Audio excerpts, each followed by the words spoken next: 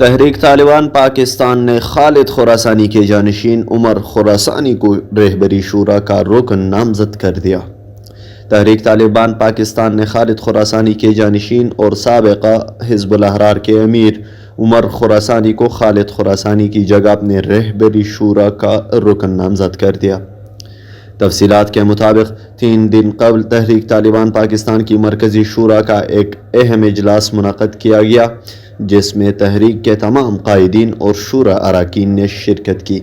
اجلاس میں 7 اگست کو تحریک طالبان پاکستان کے بانی کمانڈر خالد خراسانی کی شہادت کے بعد حالات کا جائزہ لیا گیا۔ ان کی خالی نشست پر نئی تقرری کے لیے بحث کیا گیا۔ شورا ارکان نے متفقہ طور پر خالد خراسانی کی جگہ ان کے جانشین عمر خراسانی کو مرکزی شورا کا رکن کے طور پر نامزد کر دیا۔ طالبان ذرائع نے اس بات کی تصدیق کرتے ہوئے کہا کہ بعد میں شورا کے فیصلے کی توثیق کرتے ہوئے تحریک طالبان کے امیر مفتی نور ولی مسعود نے بھی عمر خراسانی کی بطور رکن شورا تقرری کی منظوری دے دی۔ یاد رہے کہ عمر خراسانی کا تعلق مومند ایجنسی سے ہے، جو مومند طالبان میں انتہائی مقبول اور با اثر کمانڈر کے طور پر جانے جاتے ہیں۔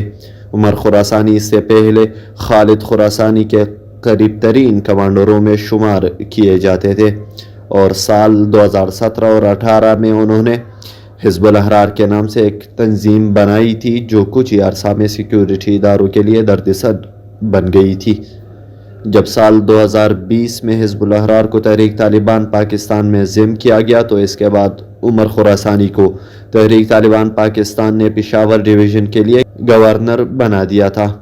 بعد میں انہیں کوار ڈویژن کا گورنر مقرر کر دیا گیا، جو اس عہدے پر تاحال کام کر رہے ہیں۔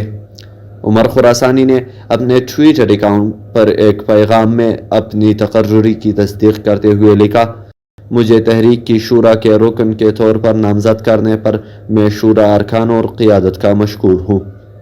میں ان کے اعتماد پر پورا اترنے کی کوشش کروں گا اور اپنے شہید امیر خالد خراسانی رحمہ اللہ کے نقش قدم پر چلتے ہوئے جہاد اور مجاہدین کی خدمت کے لیے تمام تر صلاحیتیں بروئے کار لاؤں گا۔ جہادی امور پر نظر رکھنے والے تجزیہ کاروں کے مطابق عمر خراسانی کی تقرری ریاست کے لیے نیک شگون نہیں ہوگا اور وہ اپنے امیر خالد خراسانی کے نقش قدم پر چلنے کی بھرپور کوشش کریں گے۔